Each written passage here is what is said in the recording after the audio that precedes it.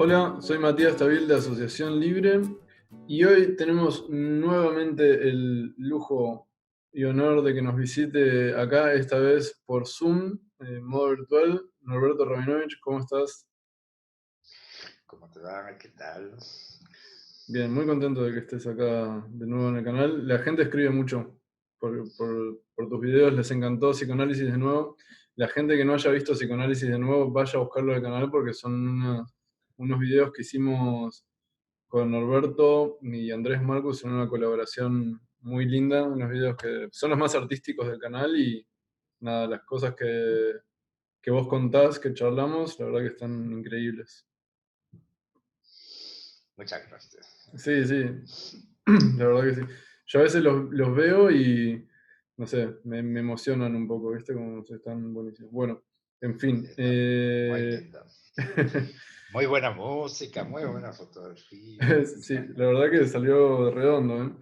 Pero bueno, hoy te tenemos acá con nosotros para que nos cuentes un poco acerca de tus libros, de dos de tus libros más conocidos, que vamos a charlar sobre ellos porque justamente vos estás dando la opción de que la gente los pueda descargar de forma online gratuitamente, sin cargo. Lo cual es una noticia increíble para el mundo del psicoanálisis. Mucha gente que había visto tus videos siempre me escribía de México, de otros países, diciendo, no puedo conseguir Lágrimas de lo Real, no puedo conseguir el nombre del padre, ¿cómo hago para que llegue acá? Y bueno, yo les decía, fíjate, creo que Letra Viva quizás los puede mandar o no, pero siempre había un conflicto ahí. Ahora vos abriste la posibilidad que lo puedan descargar de forma online sin cargo, como para que pueda llegar a todos esos lugares. Sí, la verdad que una vez que lo hice ahora me di cuenta de que podría haberlo hecho muchísimo antes, porque es cierto, hubo una primera tanda, donde, en los primeros años, donde se distribuía bien, eh, bueno, en la Argentina, el interior, el, el exterior, España y América.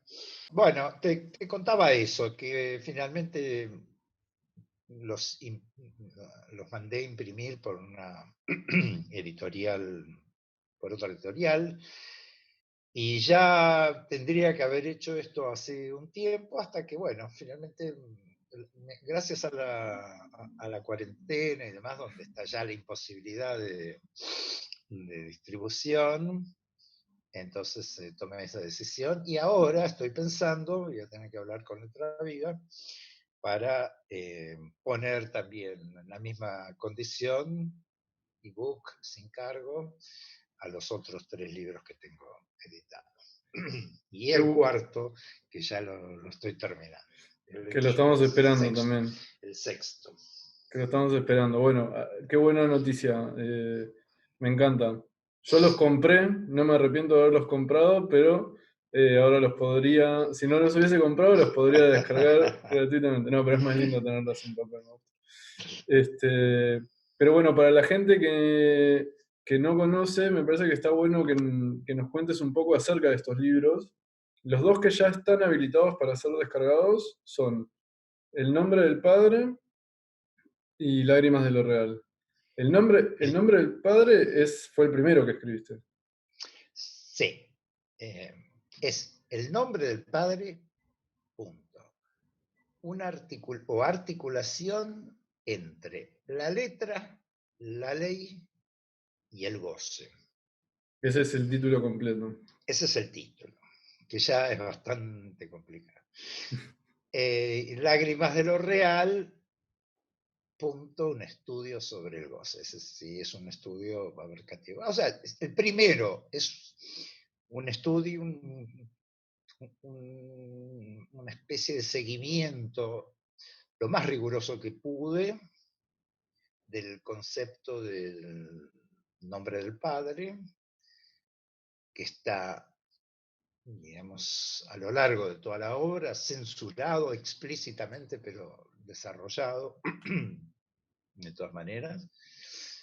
Y la categoría del goce, que es tan complicada por las infinitas, múltiples acepciones que tiene la palabra goce, y que bueno, en los dos casos, en los dos, los dos libros y todos los demás, eh,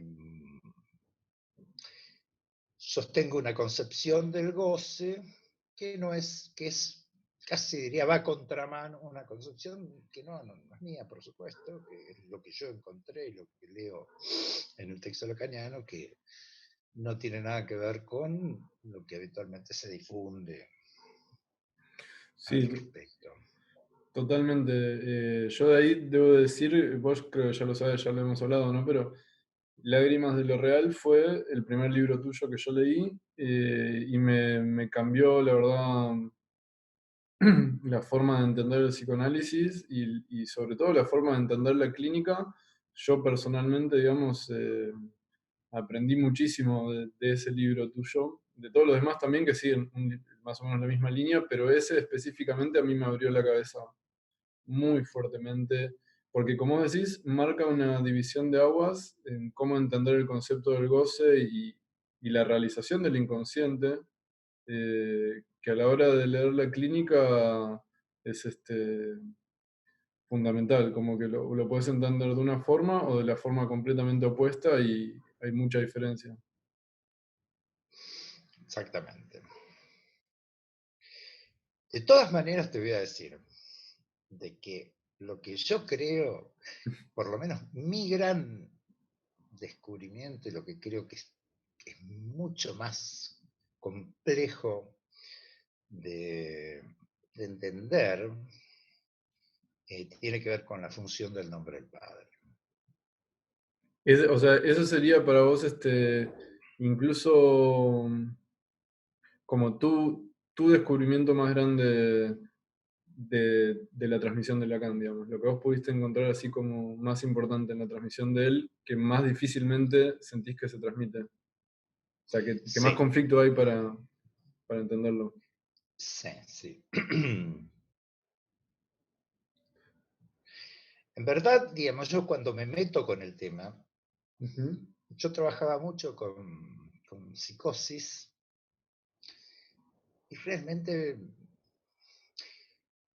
por ejemplo, era casi muy compinche, muy amigo de un químico que Mm. estaba internado hacía muchos años por orden judicial, es decir, no podía salir, estaba judicialmente incapacitado. Un tipo brillante, se notaba que era un tipo brillante.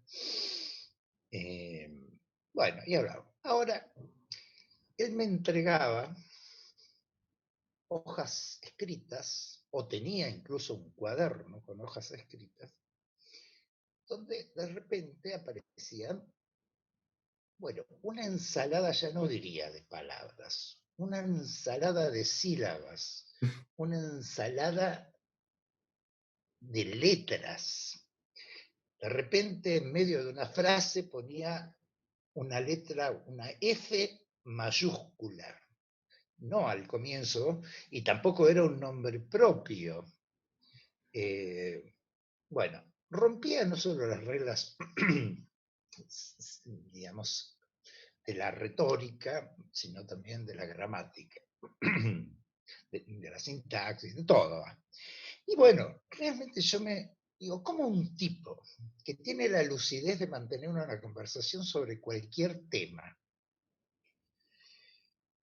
de repente cuando entra, digamos, a escribirse como sujeto ahí, produce esto? Esto evidentemente, decía, no es orgánico. No tiene que ver con algún factor de organicidad que está afectando a alguna partecita, porque podía pasar de un momento a otro de un dominio muy grande del lenguaje a un dominio absolutamente singular, donde, bueno, no se entendía nada.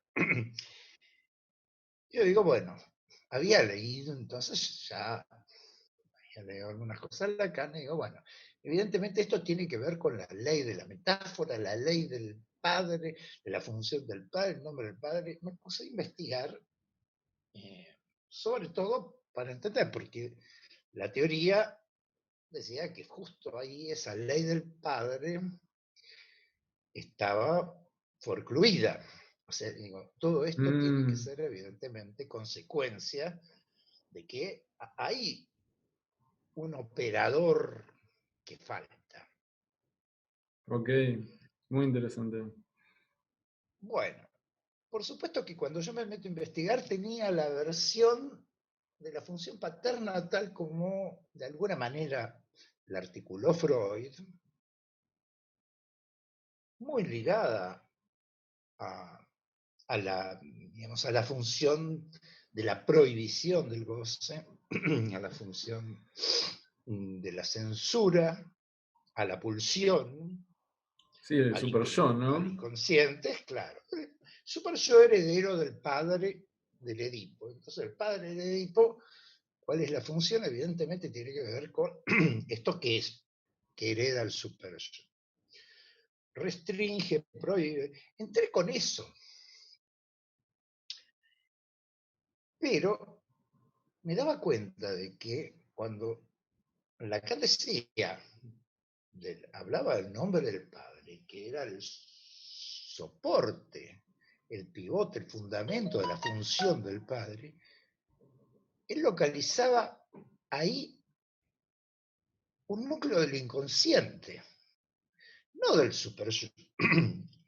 Él localizaba la función, el soporte, el pivote de la función paterna a nivel del inconsciente.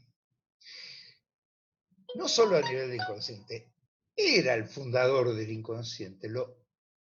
Originariamente la incorporación del padre, de la función paterna en el sujeto, no era la incorporación del super yo. Estaba Claro. hablando de que un fundamento como anterior, que era la incorporación de un, digamos, que le llama el significante primordial del nombre del padre, le da mucha...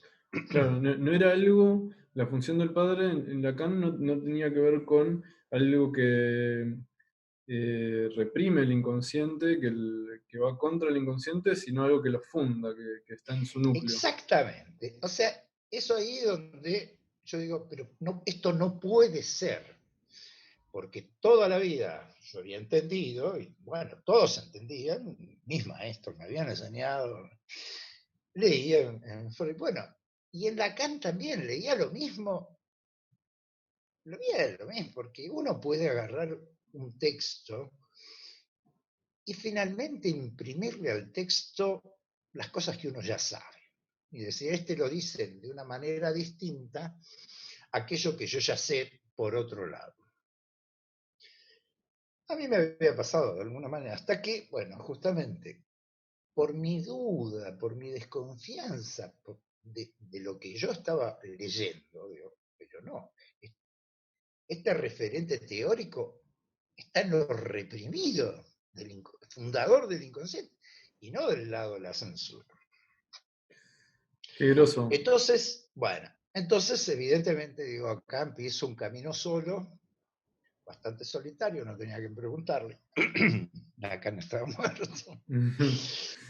Eh, todo lo que yo leía repetía más o menos lo mismo, de todos los discípulos más directos de Lacan, eh, y bueno, también los de otros lugares, de la Argentina particularmente. Bueno, entonces empiezo esa búsqueda en el texto de Lacan. Bueno, digamos, ahí también hubo un detalle que a mí me llegó también, porque mi interrogación por el tema de la psicosis fue una, pero mi interrogación, digo, ¿por qué este tipo, digo, en pleno siglo XX, decide censurarse, autocensurarse un capítulo de su enseñanza? ¿Qué hay ahí? De Lacan hablas. esto es claro, que Lacan dio el primer seminario, lo excomulgaron, pero él podría haber seguido perfectamente con su gente. Si, suponete que no le hubiera gustado a la internacional psicoanalítica, esto que vos decís, no, qué sé yo, pero no, en verdad fueron sus propios discípulos quienes algunos de ellos lo traicionaron. Y después, cuando él retoma su enseñanza, funda su propia escuela. Se fue, lo echaron, digamos, de la internacional. En verdad no lo echaron de la internacional, pero lo descalificaron como analista didacta. En Mm. fin, lo denigraron un poco. Corta con eso, funda la Escuela Freudiana de París y a sus propios alumnos, a sus propios discípulos, a sus propios seguidores, a la gente que le creía, ante ellos dice que no iba a retomar el capítulo suspendido, interrumpido, del cual solo queda el testimonio de una clase. Yo digo, ¿qué hay acá? Raro, ¿no? Raro. Yo creo que, supongamos, imaginemos, bueno, cuando Freud descubre el inconsciente, él le decía a Fliss, yo digo esto, pero ¿quién me va a creer? Sin embargo, bueno, escribió todos sus libros. Cuando de repente adviene él mismo con su propia resistencia al concepto de pulsión de muerte, podría haber pensado que digamos, ahí ya lo expulsaban del mundo científico, intelectual, psicoanalítico. Todo. Sin embargo, insistió. Pero Lacan decidió interrumpir. Eso fue uno de los detalles que más me motivó también a desanudar, desarticular, descubrir qué enigma había en ese operador. Bueno, y uno de los primeros es que, bueno, hasta tal punto, él había pasado, pero hasta tal punto la resistencia, y yo diría, natural del ser hablante, porque acá hay, así como el ser hablante, digamos, el ser hablante resiste al inconsciente, también resiste a ciertas dimensiones de la teoría psicoanalítica, con total naturalidad y buena fe. Eh, Claro. Freud mismo lo decía también, ¿no? Como que la resistencia que generaba la transmisión del psicoanálisis tenía que ver con que tocaba esos puntos reprimidos. claro, claro. O sea, vos decías algo del nombre del padre, toca como algo muy nuclear de lo reprimido. Sí, sí, sí. Por eso digo, empezamos un poquito por ahí, digo, el tema del goce, efectivamente, tiene sus opacidades, sus dificultades, generalmente digamos, se lo transforma en otra cosa, pero bueno, el mismo Lacan ha dado múltiples acepciones, pero lo esencial en general se mantiene, digamos, no comprendido, naturalmente, pero mucho más el carozo vivo de la función del nombre del padre. Ahora, vos decís, bueno, claro, esa fue una cierta ingenuidad de mi parte cuando lo escribí. Yo pensé, digo, bueno, con esto voy a poner en claro, de una manera sistemática, rigurosa, ¿no? Todo aquello que está esparcido por distintas puntas en ese lenguaje siempre lleno de opacidades, lleno de hongorismos. Y digo, bueno, voy a ser simple, riguroso, y tal vez pueda pasar. Estaba deseoso y bastante seguro de que iba a pasar. Pero bueno, eh, la constatación posterior es que pasa muy limitada, muy traducidamente.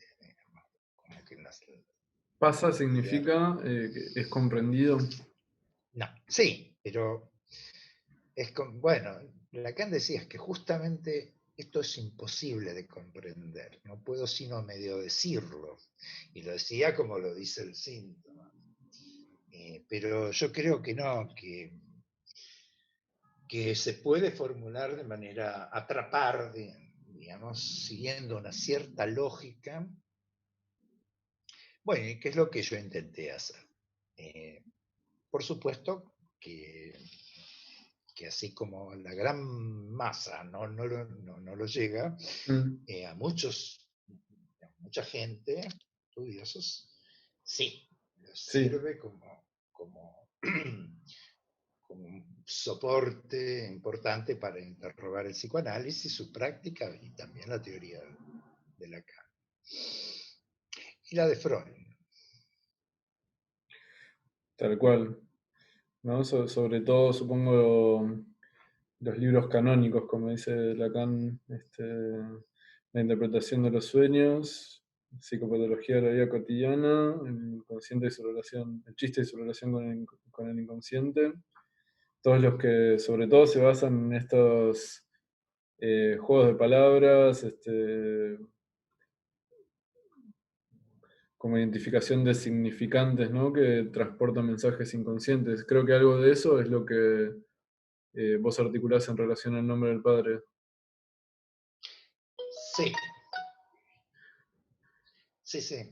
Yo, digamos, con, con la observación de que traté en el libro de inventar yo lo menos posible, marcar en todo caso mis puntos de interrogación o de discordancia, pero no es un invento mío. Una vez que pescas ciertos resortes de la lógica, lo vas encontrando repetidamente en múltiples lugares.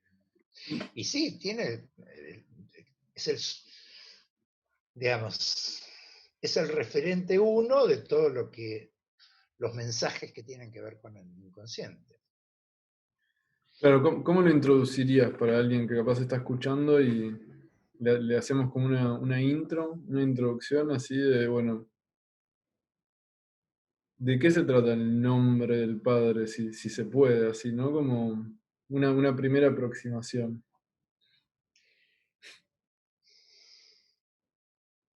No, no una primera, una que elijo dar, a ver, Una aproximación. la que a mí me parece importante,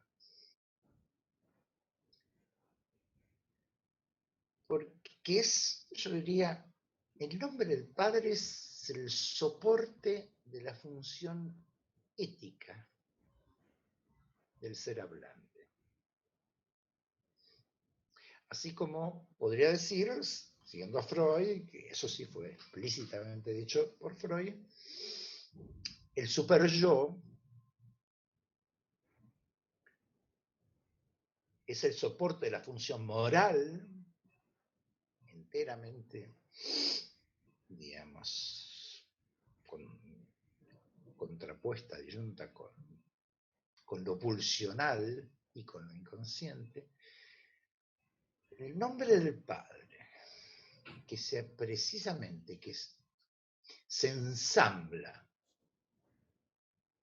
con lo pulsional, el inconsciente y la pulsión, ¿sí? Es el soporte de la función ética. Y cuando digo función ética, quiere decir, bueno, el cumplimiento del deber moral, el deber ser, los mandatos del super yo, está ligado ¿no? a satisfacer algo que uno, digamos, que está en el campo del deseo del otro, ¿sí? Cualquiera sea. Eh, ese deseo. Y Ujú. hay ese otro también. Ahora bien, hasta ahí el sujeto puede ser más o menos moral o incluso inmoral. Pero la pregunta, ¿el inconsciente es inmoral? ¿Por qué? Su adversario, naturalmente, es la moral, Freud diría que es amoral. que es amoral. Bueno, eh, Freud diría, en el yo y el ello,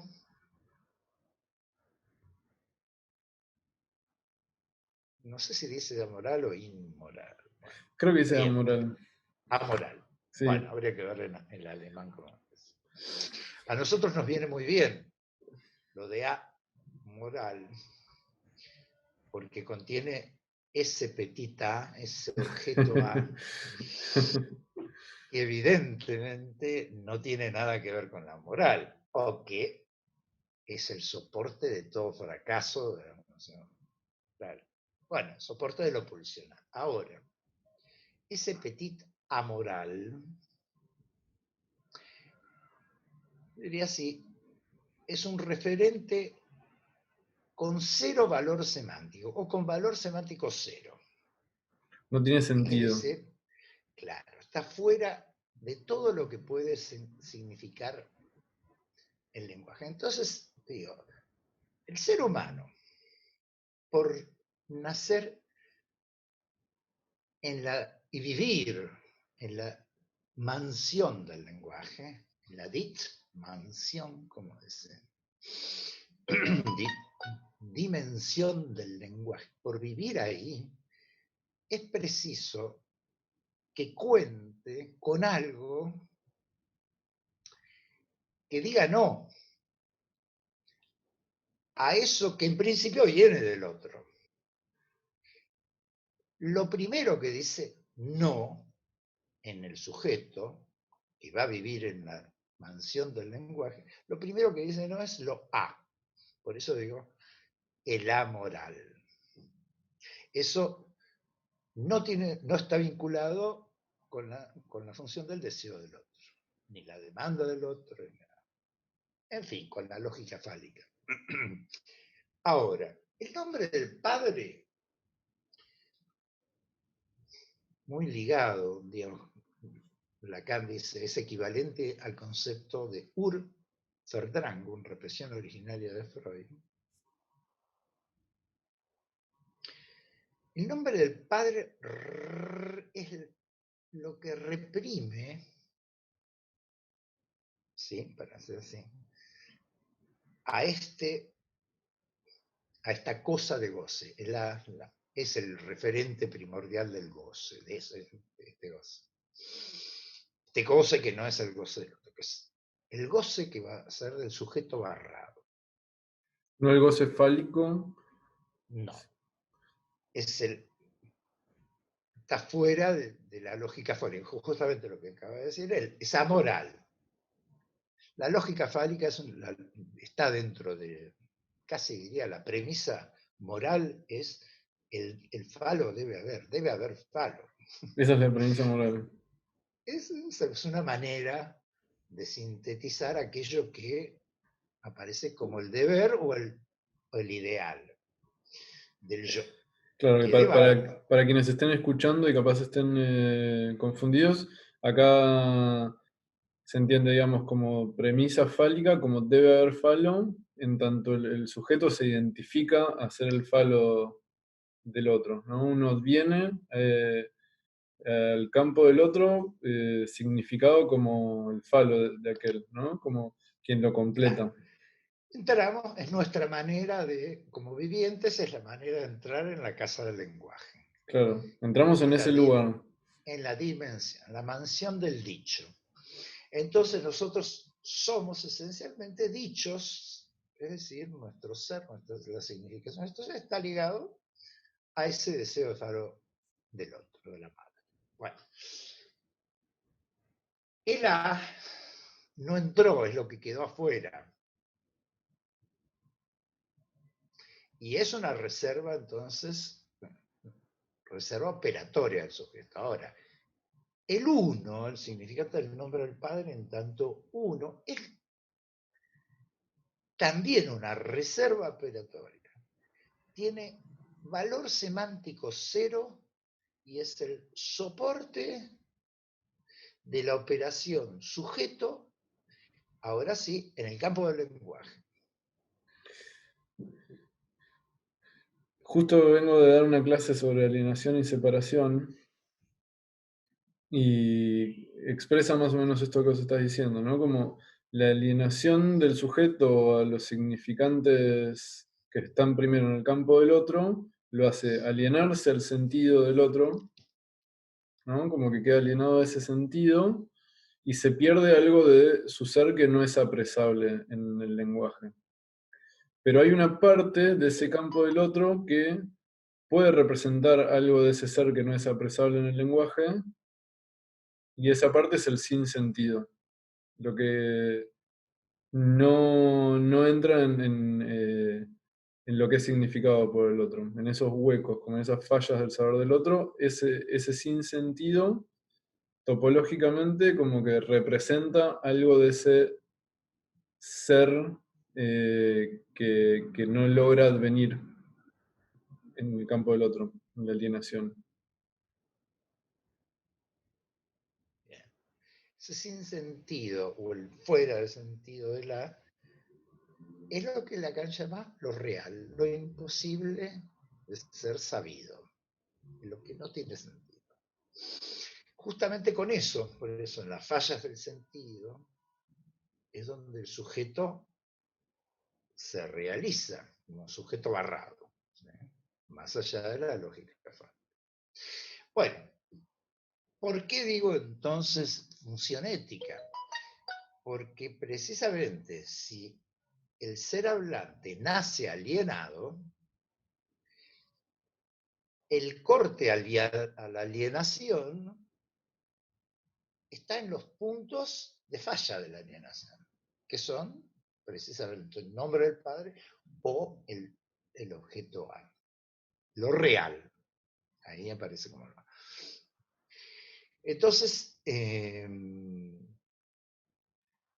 porque mantiene la posibilidad de la función de corte, liberador evidentemente de la alienación, que el nombre del padre aparece como ese soporte y que todo el psicoanálisis, si hay algo que se llama la ética del psicoanálisis, no es sino obedecer, para decir así, escuchar, alojar, legitimar, confrontar al sujeto con esa parte desconocida de sí que dice no a la alienación. La otra, la fantasmática, la realidad fantasmática, va a hacer todo lo posible para decir, sí, yo soy instrumento de tu voluntad. Tal cual. O sea, el fantasma sería como la identificación con ese objeto que sutura la falta en el otro, el objeto fálico. Claro.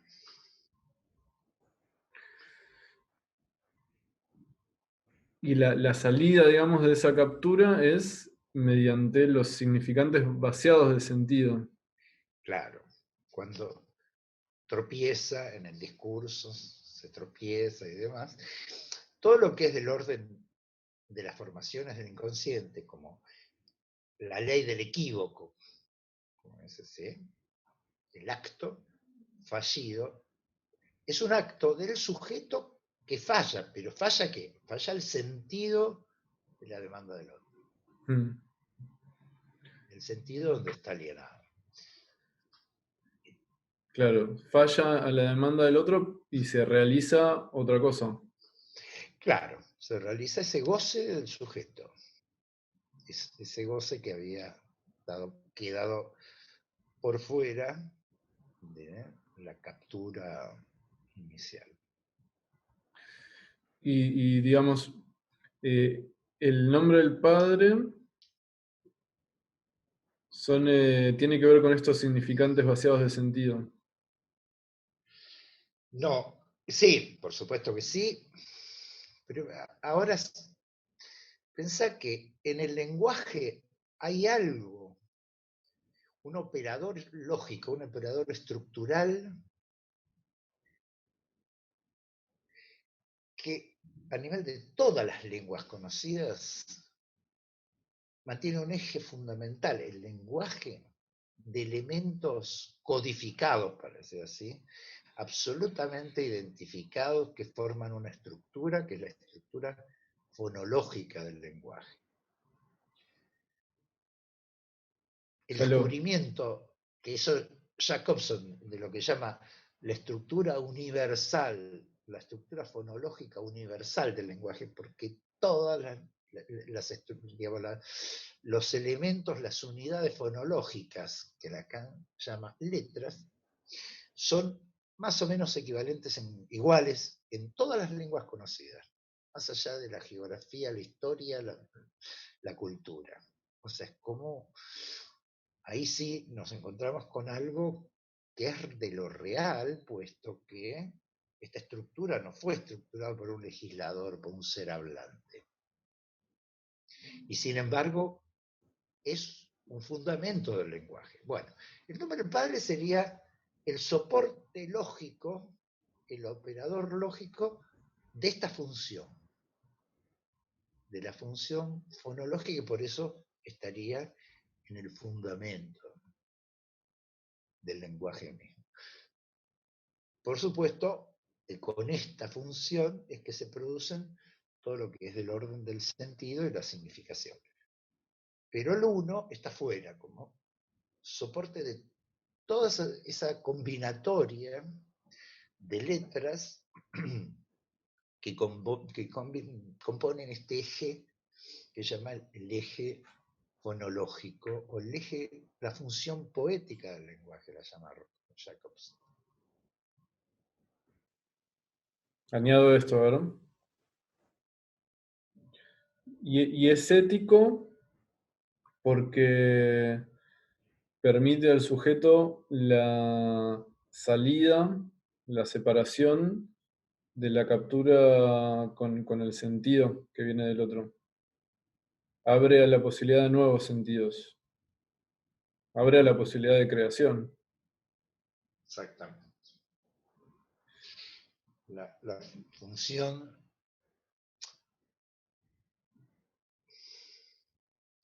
la función ética está muy ligada a la función del creador y no del criado, en todo el sentido de la palabra.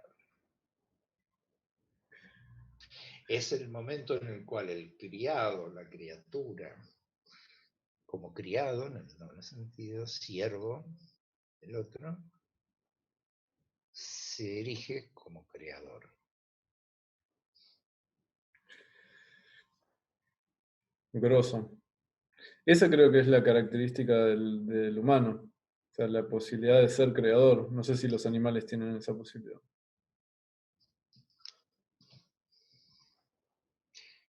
En general, eso no es... no. Hay descubrimientos, están Los monos, descubriendo, claro, que inventan, y vaya a saber en el los campo de las delfines, ballenas, los claro, delfines. sí, sí. Hay momentos en los cuales se liberan del determinismo instintivo eh, y aparecen, pero son bosquejos mínimos de una función creadora. Claro, eso es lo que diferencia, claro, es esa función. El otro día estábamos leyendo en este curso Más allá del principio del placer, donde Freud plantea de alguna manera que la pulsión, al ser siempre conservadora, según el planteo que él intenta hacer pasar ahí, o llevar hasta su límite, el progreso, la evolución, digamos, los cambios, el perfeccionamiento, él llama, del humano, no está comandado por la pulsión, sino por el apremio de la vida, las frustraciones externas que fuerzan al humano a tener que buscar caminos colaterales para satisfacer sus pulsiones porque por alguna razón queda impedido como el camino más directo. Así lo pensaba Freud, pero yo lo que planteaba ahí era justamente que desde el punto de vista lacaniano no es así, porque la pulsión, en tanto busca que el sujeto se apropie de los significantes del otro para significar otra cosa, siempre creando algo nuevo, da lugar a ese desarrollo, a la evolución, a que la cultura vaya cambiando constantemente. Eso es algo, un impulso del sujeto y no una cuestión de limitaciones externas que nos fuerzan a desviarnos. Y bueno, yo creo que con eso hiciste una gran introducción al libro del nombre del padre. Faltaría el del goce, no sé si lo querés introducir, pasa que está incluido en todo esto. Sí, está intermedio. Está interesante. ¿Qué hacemos? ¿Agregamos algo más? No, dejamos acá. Sí, no, no, si no podríamos seguir. Sí, la verdad que sí. Está buenísimo, porque además en tus libros vos vas haciendo toda esta articulación con citas de Lacan y también planteando ejemplos clínicos y de la vida cotidiana como para poder entenderlo un poco mejor para que no quede en esa abstracción, ¿no? Eh, Así que está buenísimo. La verdad que son dos libros increíbles y me pone muy contento que vayas a poner tus otros libros también para ser descargados de esa forma. Buenísimo. Avisa cuando lo hagas. Y bueno, nada, ya saben, Ya que vamos, tienen que entrar en el blog blog. norbertorabinovich.blog.com. Perfecto, vamos a dejar acá en la descripción la información para que puedan acceder al blog y descargar estos libros y ahí van a estar subidos también después los otros, ¿verdad? No, no, todavía tengo que hacer, faltan algunos pasitos, no tengo la certeza, ni bien la tenga, lo voy a informar. Bien, en principio están esos dos entonces. Bueno, perfecto. Norberto, muchas gracias por estar acá con nosotros. Qué bueno Muchas que gracias a volviste a vos, aparecer. Mati. Y bueno, Eh, veremos qué sale. Próximamente haremos algún video, veremos qué sale. Cuando salga tu nuevo libro, seguramente te voy a invitar, si vos tenés ganas, a que nos cuentes un poco de él. Regio, Regio. genial. Bueno, dejamos acá Ok, entonces. La seguimos la próxima sesión.